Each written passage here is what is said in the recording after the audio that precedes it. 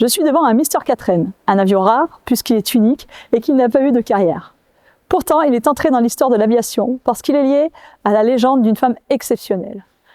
Une pilote aux multiples records de vitesse, Jacqueline Auriol. Bienvenue au Conservatoire de l'air et de l'espace en Aquitaine, je suis Julie Tellet, membre du CAEA.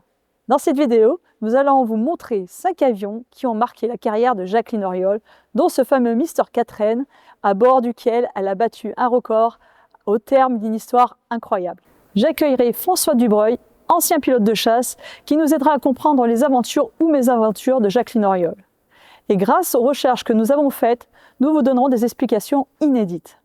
Mais commençons par le début, c'est-à-dire l'avion sur lequel elle a appris à piloter.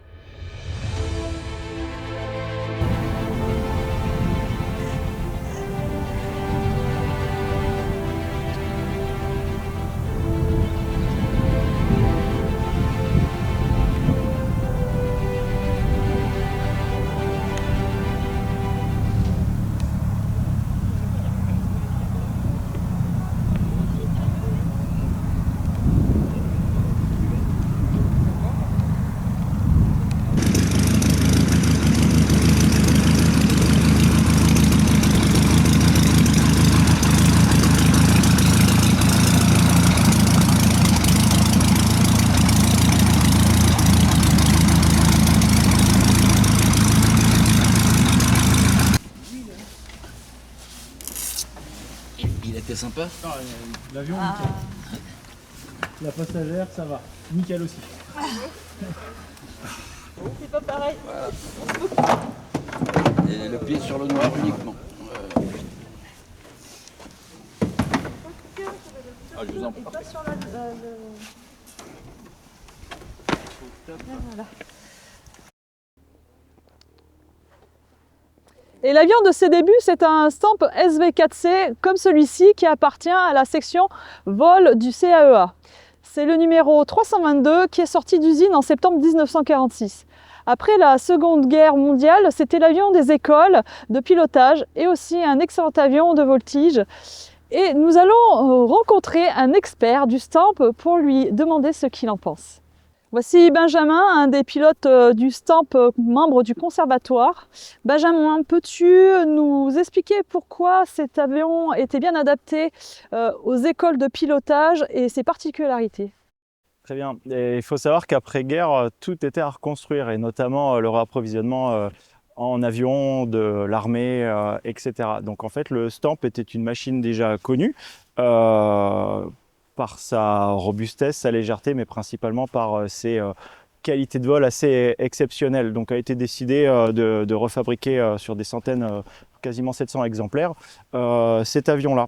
Les qualités de vol dont il a fait preuve par le passé ont fait que les écoles de chasse l'ont exploité, l'aéronaval aussi, et un peu plus tard, les écoles de pilotes de ligne. Donc, quelques pilotes de ligne, beaucoup de pilotes de ligne même ont pu apprendre à voler sur ces machines-là. L'avion était donc puissant, comme je le disais, léger, simple à construire, voire à reconstruire en cas de casse, ce qui fait que toutes ces facilités ont fait que l'avion a été distribué dans toutes ces écoles-là. En termes de voltige, l'avion avait a toujours de bonne qualité. Bon, même si cette machine-là a presque 80 ans maintenant et qu'on ne voltige plus avec, bien évidemment, par le passé a démontré des grandes qualités. La fameuse patrouille d'Étampes a pu l'exploiter. Il s'est produit énormément en meeting et dans les écoles d'acrobatie. Tout simplement parce que l'avion était doté de qualités exceptionnelles. Jacqueline Auriol a obtenu son brevet de pilote le 26 avril 1948 et a commencé à apprendre la voltige et faire des démonstrations en meeting aérien. C'est un an plus tard, le 11 juillet 1949, qu'elle fut victime d'un terrible accident qui la défigura et elle devra subir de nombreuses opérations pour retrouver un visage humain. Cet accident a eu lieu à bord d'un prototype d'avion amphibie, un Scan 30. Elle était passagère et il semble que le pilote a voulu trop en faire et l'avion s'est violemment crashé dans la Seine au Mureau. De façon étonnante, c'est pendant sa convalescence qu'elle décida de s'investir encore plus dans l'aviation et décida de devenir pilote d'essai au centre d'essai en vol. Elle réussit les examens et puis réaliser son rêve. À partir de là, elle a volé sur probablement tous les avions français de l'époque, dont un avion célèbre de l'armée de l'air sur lequel elle a failli perdre la vie.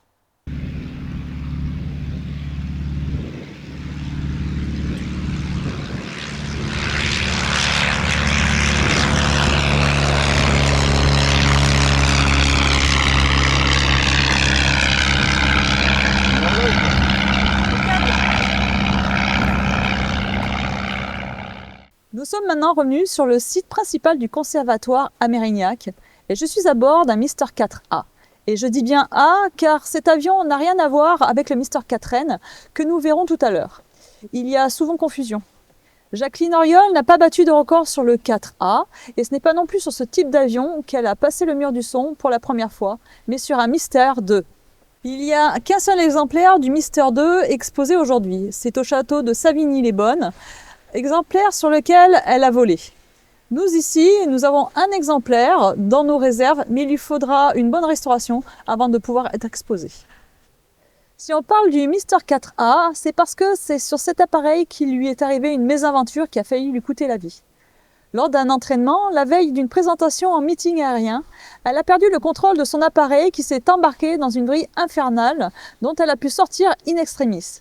Alors, pour comprendre ce qui s'est passé, nous allons demander à un spécialiste.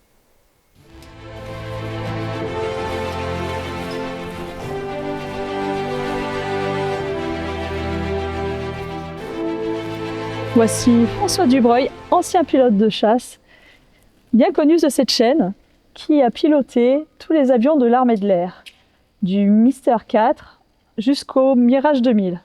Par conséquent, il connaît parfaitement bien cet avion. Donc le Jacqueline Auriol raconte dans son livre que son avion est parti dans une vrille incontrôlable. Son avion tournait dans tous les sens, au point qu'elle a pensé que c'était fini pour elle, et elle s'est soudain rappelée d'une manœuvre dont elle avait parlé avec un pilote de Dassault, qui lui a permis de reprendre le contrôle à quelques mètres du sol.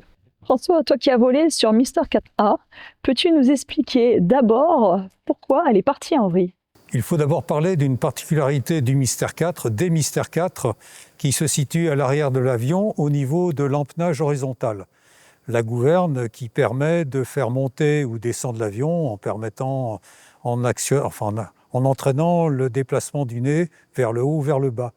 Sur cet avion, le 299, cette commande est monobloc, c'est-à-dire que c'est tout l'empennage qui voit son calage varier sur la commande du pilote qui actionne son manche et qui, par l'intermédiaire d'une servocommande hydraulique, va entraîner le braquage de cette gouverne.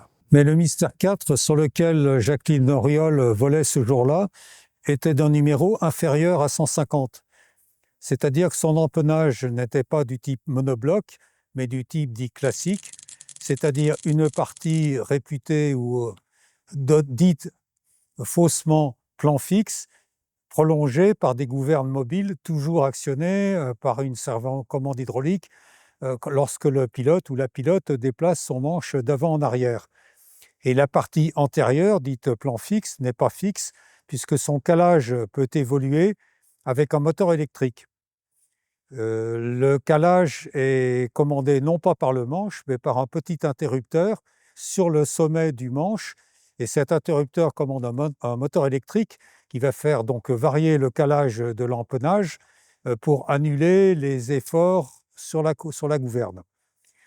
Le problème, c'est que quand il peut se passer un court-circuit ou un dysfonctionnement du circuit électrique de commande, et le plan fixe, au lieu de bouger par de petites impulsions, de petites variations angulaires liées à de petites actions sur le trim de profondeur par le pilote, va se dérouler d'un seul coup. Et c'est une surface très importante qui va à ce moment-là s'opposer à l'écoulement de l'air et qui va entraîner une action soit piquée, soit cabrée selon le sens du déroulement de panne du trim, et que le pilote n'arrivera pas à contrer avec sa gouverne qui est d'une surface beaucoup plus petite. Elle est quasiment 4 fois plus petite, la surface des gouvernes commandée par le pilote, que la surface du plan fixe qui, lui, s'est mis en opposé. Jacqueline Auriol s'entraînait dans le cadre d'un meeting, d'une présentation en vol, Et la dite présentation en vol commençait par un passage du Mach, donc départ à haute altitude, 35 000 pieds, 10 000 mètres, passage en piqué prononcé pour pouvoir passer le Mach. Pour ce faire, elle a donc mis le nez de l'avion vers le bas, poussé sur son manche, et pour assister dans l'effort, elle a donné quelques impulsions sur son trim de profondeur vers l'avant.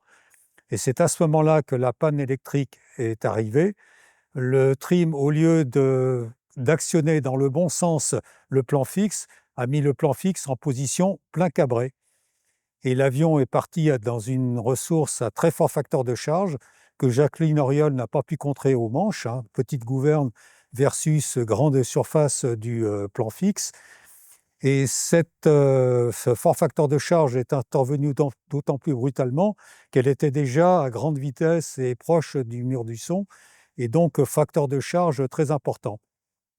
Qui plus est, un avion à aile en flèche a tendance à accentuer par l'effet de pitch-up, par le fait que les ailes commencent à décrocher à leur extrémité au saumon. Le décrochage remonte vers l'avant et donc le foyer aérodynamique avance et ça accentue encore le moment de tangage vers l'avant. Donc l'avion autocabre encore davantage. Et sous ce facteur de charge très important, elle a perdu conscience. Pendant sa perte de conscience, l'avion était toujours au nez dans le ciel, donc forcément il a perdu de la vitesse. Il en a tellement perdu que probablement il y a eu un décrochage dissymétrique et l'avion s'est mis en vrille. D'accord. Alors, c'est quoi cette manœuvre miracle dont elle nous parle dans son livre? Sur un avion à aile en flèche, le décrochage lié à la perte de vitesse intervient souvent sur une aile d'abord et sur la seconde ensuite, ce qui entraîne donc une dissymétrie de portance et une vrille très rapide, beaucoup plus rapidement. Alors que sur un avion à aile droite, la vrille intéresse les deux ailes la plupart du temps, enfin le décrochage intéresse la plupart du temps les deux ailes simultanément et la dissymétrie amène une rotation de l'avion avec généralement le nez bas et donc une manœuvre de sortie de vrille beaucoup plus facile. Pousser le manche pour diminuer l'incidence et botter, mettre du pied contre, du palonnier, la gouverne de direction contre, le sens de rotation de la vrille, et généralement, ça s'arrête tout seul et rapidement. Sur un avion à aile en flèche, les vrilles sont beaucoup plus désordonnées, c'est pareil pour les avions à aile delta, c'est-à-dire que le nez oscille beaucoup, bien sûr l'avion tourne sur lui-même, mais avec des oscillations du nez vers le haut et vers le bas, souvent très rapides. Et c'est assez désorientant pour le pilote, et la manœuvre est tout à fait contre-intuitive, surtout à l'époque où il y avait beaucoup de pilotes formés sur aile droite et non pas sur aile en flèche. Et cette manœuvre consiste à laisser le manche à peu près où il est, pas forcément à l'amener beaucoup vers l'avant, laisser le palonnier, la direction là où elle est, et au contraire de ce qu'on demande sur un avion à aile droite, de mettre le manche à fond dans le sens de la vrille, à l'intérieur du virage, donc dans le trou, entre guillemets. Moyennant quoi, la vrille avec nez haut, nez bas va se transformer petit à petit avec toujours une rotation de l'avion, mais avec le nez de plus en plus sous l'horizon, jusqu'au moment où cette vrille va se transformer en autotonneau presque à la verticale, donc l'avion va reprendre de la vitesse, et à partir de là, si on met le manche au neutre, le manche qui était plein gauchissement dans le sens de la vrille au neutre, l'avion va cesser de tourner sur lui-même, cesser d'être en autotonneau, va encore accélérer, et on va pouvoir tirer une ressource pour éviter le sol, et on se retrouve en vol normal symétrique. La perte d'altitude sur un avion à aile droite, je vais parler d'un Fouga, d'un réacteur par exemple, ça peut aller de 1000 à 2000 mètres dans des cas de vrille assez sévères quand même, alors que sur un avion à aile en flèche ou aile delta, on peut couramment perdre 20 000 pieds, c'est-à-dire on peut couramment perdre 6000 mètres d'altitude pour se sortir d'une vrille. Quand Jacqueline Auriol a repris conscience, elle était effectivement dans une vrille extrêmement désordonnée, donc ça a dû être très désorientant pour elle. Et elle s'est souvenue d'une phrase, d'une conversation avec un pilote d'essai de chez Dassault, qui justement réalisait les essais de vrille du Mystère 4, qui lui avait dit « Si cela t'arrive, tu mets tout dans le trou ». C'est-à-dire une manœuvre qui est totalement antinomique pour un pilote d'avion classique. Tout dans le trou, ça veut dire mettre donc le manche en gauchissement à fond à l'intérieur du virage, donc dans le trou, pour transformer cette vrille en autotonneau. Ce qui s'est effectivement passé, mais la vrille était tellement sévère qu'elle a perdu énormément d'altitude, et quand l'avion s'est retrouvé donc en vol symétrique à très grande vitesse, nez encore bas, elle était très près du sol, et elle a dû tirer une ressource à un facteur de charge très important. Les 12 G dont elle parle, qui dépassent largement les 7 G qui étaient le facteur de charge sûr du Mystère 4, ce qui veut dire entre parenthèses que cet avion était sacrément solide et sacrément bien construit. Et c'est comme ça qu'elle a pu échapper effectivement échapper à la mort de très près. En parlant de déroulement de trim, un autre accident qui a coûté la vie à Kostya Rozanov, un des plus grands pilotes d'essai qui est en France, je pense, et Dassault l'aimait beaucoup d'ailleurs. Et lors d'une présentation en vol d'un Mystère 4B, à très basse altitude et à très grande vitesse, le déroulement de trim ne s'est pas passé à cabré, le cas de Jacqueline Auriol, mais à piqué. Donc j'imagine le malheureux tirant sur le manche à fond pour éviter le nez de l'avion de baisser vers la piste. Il n'a rien pu faire et sa vie s'est arrêtée comme ça ce jour-là. Maintenant, dans le cadre des Mirage 3, Mirage 2000, Rafale, j'en parle même pas, ils ne se mettent pas en vrille, donc ça, tout ceci n'a plus lieu d'être. Sur les Mirage 3, sur les Super Mystères et même sur les derniers Mystère 4, étaient tracées des barres alternées jaunes et noires de chaque côté des flancs du cockpit. Il y avait également les mêmes repères sur le sommet du manche, et le pilote en vrille, la seule chose qu'il avait à faire, c'est de ne pas toucher au palonnier, de prendre son manche et de mettre dans le bon sens de la vrille, on trouve assez facilement de quel côté tourner l'avion, de mettre le sommet du manche en regard des repères sur le côté du cockpit. Et ça facilitait beaucoup plus, ça raccourcissait plus exactement le temps de sortie de vrille de façon conséquente.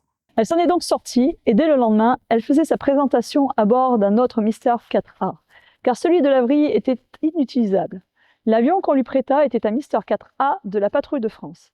Peut-être celui-là, puisque notre numéro 299 appartenait à la Patrouille de France à cette époque. Et c'est le moment d'aller voir notre Mystère 4L.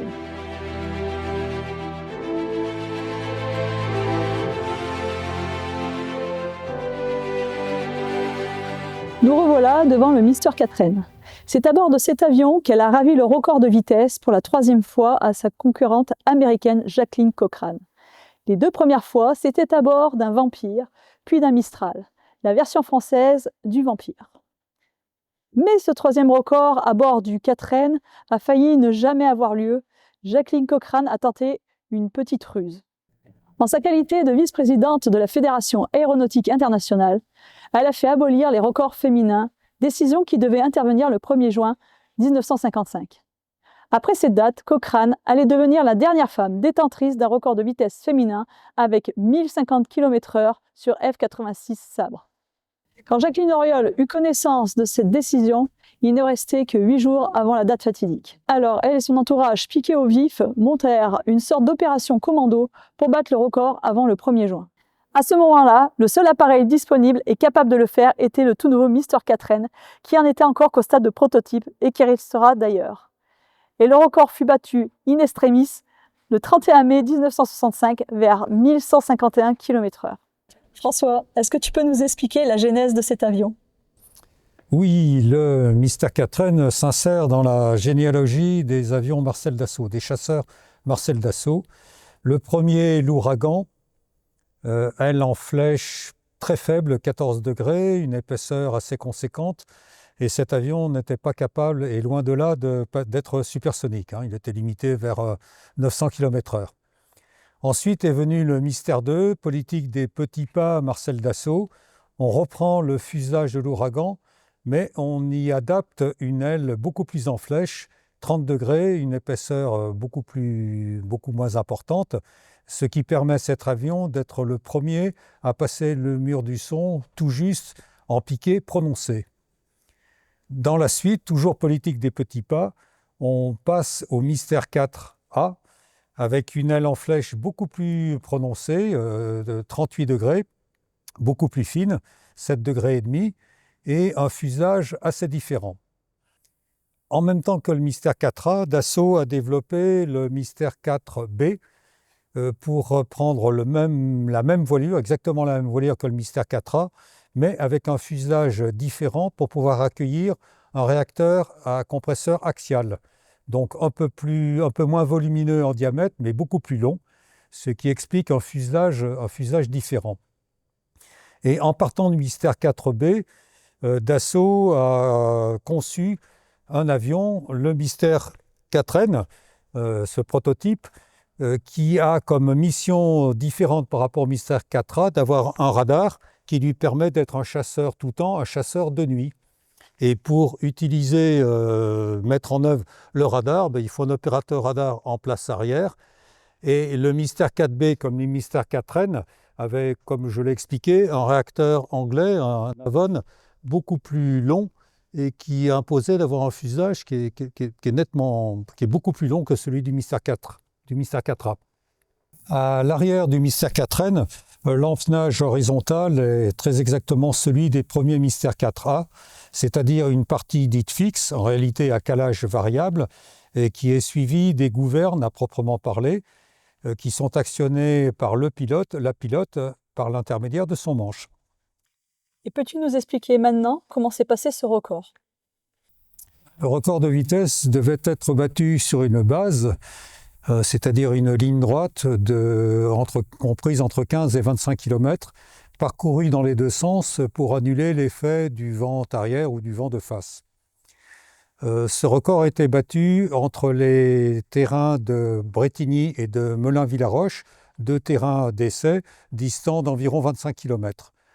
Le record a donc été de 1151 km/h, qui est une vitesse transsonique, en haut transsonique, et compte tenu de la formule aérodynamique du Mystère 4N, voilure du Mystère 4A, une bonne partie de l'avion et de la voilure était en régime supersonique, ce qui explique les vibrations et inconforts de pilotage qu'a ressenti Jacqueline Auriol.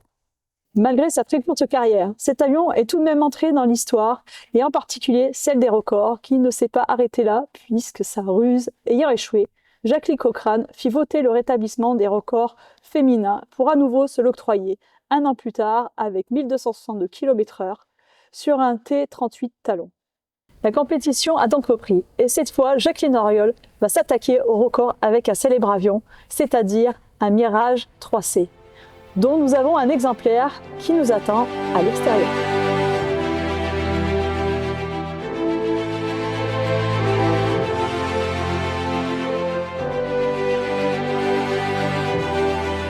Au CAEA, nous avons 4 avions de la famille des Mirage 3.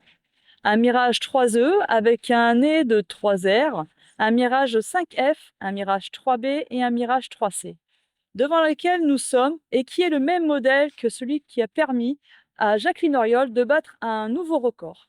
Celui qu'elle a utilisé, c'était le numéro 65 et celui-ci est le numéro 2. Ce record a eu lieu le 22 juin 1962 après 4 tentatives dans les jours précédents. Nous avons reconstitué le plus précisément possible le circuit du record à partir de ce qu'elle a écrit dans son livre.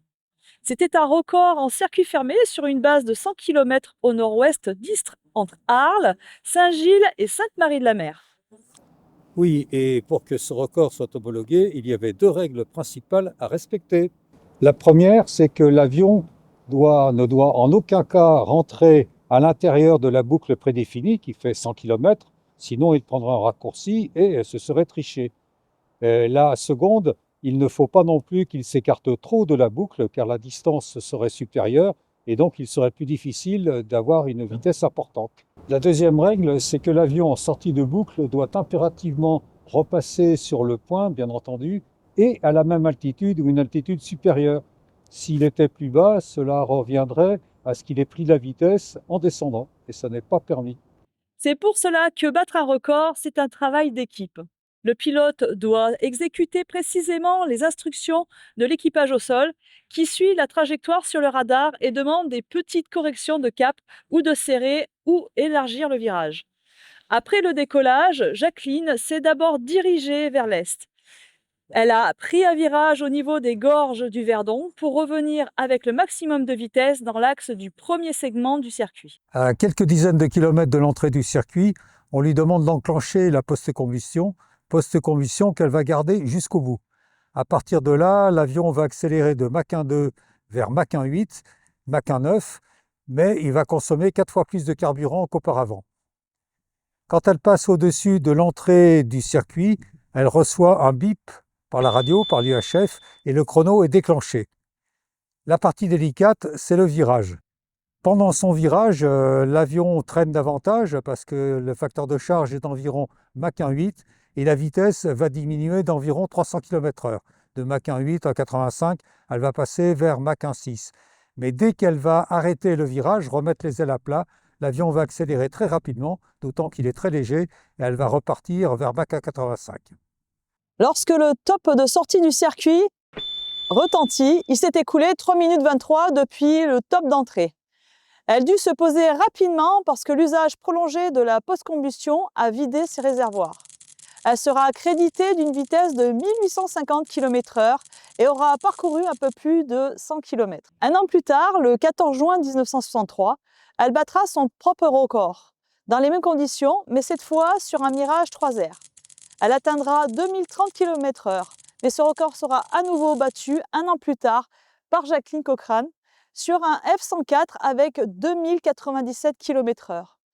Et encore 2 ans plus tard, elle battra un nouveau record sur un avion d'une catégorie totalement différente et nous avons son petit frère juste à côté de nous.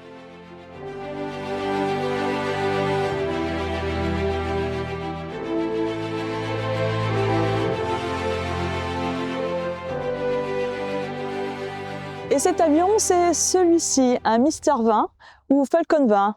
Le numéro 1 inscrit sur ses flancs indique qu'il était le premier des avions de série à ne pas confondre avec le 01, c'est-à-dire le prototype sur lequel Jacqueline Auriol a battu un record de vitesse.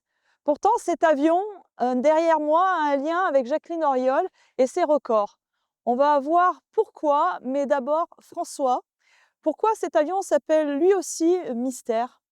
Oui, il s'appelle Mystère parce que Dassault a repris les principes et la géométrie générale de l'aile du Mystère 4A, avec bien entendu une surface plus conséquente, puisque le Mystère 20 est beaucoup plus grand que son grand frère le Chasseur.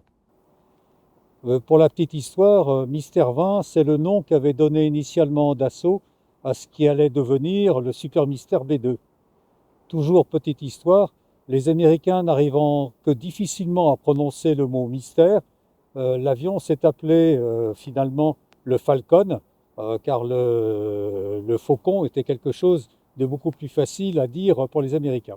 Oui, ce qui intéressait particulièrement les Américains à propos du Mystère 20, c'était son autonomie, qui au départ était de 1500 km et qui rapidement était portée à 2000 km.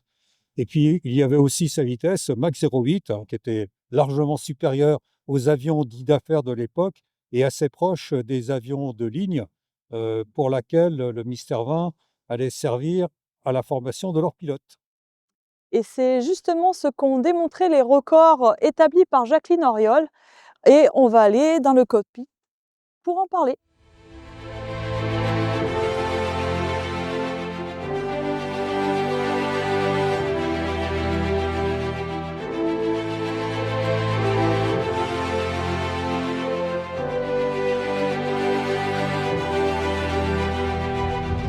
Deux ans après le record sur Mirage 3R, Jacqueline Auriol s'est octroyé le record de vitesse sur 1000 km pour cette catégorie d'avions et sur le prototype 01 du Mystère 20, qui se trouve aujourd'hui au musée du Bourget.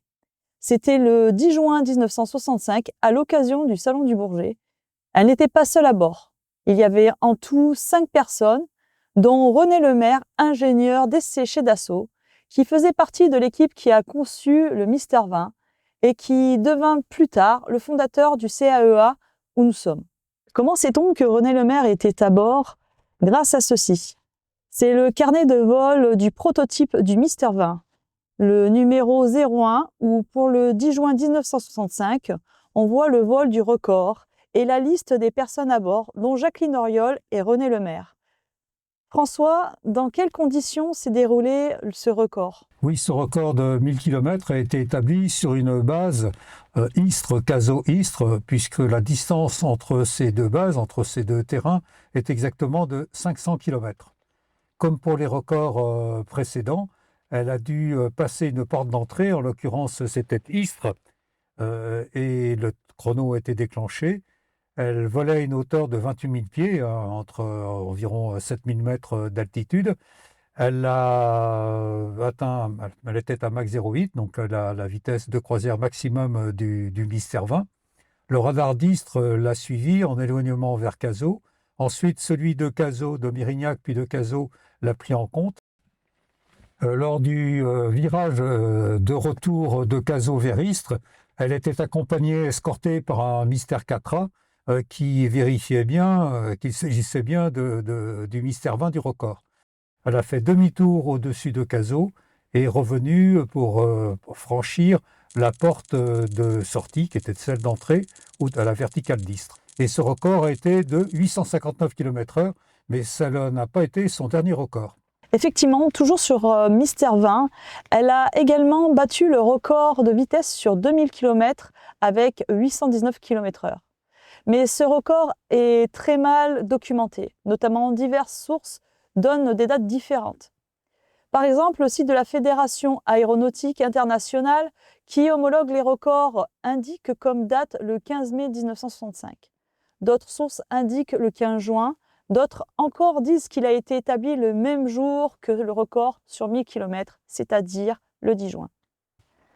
En fait, toutes ces dates sont fausses, puisque ce record a eu lieu le 17 juin 1965. Comment on le sait? Grâce à ce numéro d'Aviation Magazine International du 15 juillet 1965, écrit par un journaliste qui a suivi le record 2 mois plus tôt. Par contre, si on sait que c'est sur un avion de série, on ne sait pas lequel. En tout cas, ce n'est pas sur celui-ci, puisque notre numéro 1, le 17 juin 1965, il volait en présentation au Salon du Bourget. Comment le sait-on?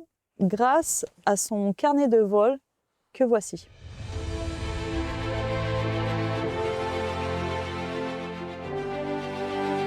Avec ses records et ses plus de 4000 heures de vol, Jacqueline Auriol est devenue une légende de l'aviation française et même internationale. Pourtant, elle est restée simple et je crois, François, que tu as une anecdote avec Jacqueline Auriol. Eh oui, quand j'avais une dizaine d'années, 1955, ça remonte un petit moment, j'admirais profondément Jacqueline Auriol, dont je suivais dans la presse, dans les illustrés, la brillante carrière de pilote, et je lui avais envoyé une petite lettre que j'avais signée petit administrateur au lieu de petit admirateur. Mes parents n'ont pas corrigé l'erreur et ont envoyé la lettre à la présidence de la République puisqu'ils ne connaissaient pas l'adresse personnelle de Jacqueline Auriol. Et je me souviens encore de la journée, nous étions en vacances, du matin où maman m'a appelé en disant « François, Jacqueline Auriol t'a répondu ». Et on a ouvert ensemble la lettre et Jacqueline Auriol a très gentiment me remercié de l'admiration que lui portait son petit administrateur. Merci d'avoir suivi cette vidéo et à bientôt au CAEA.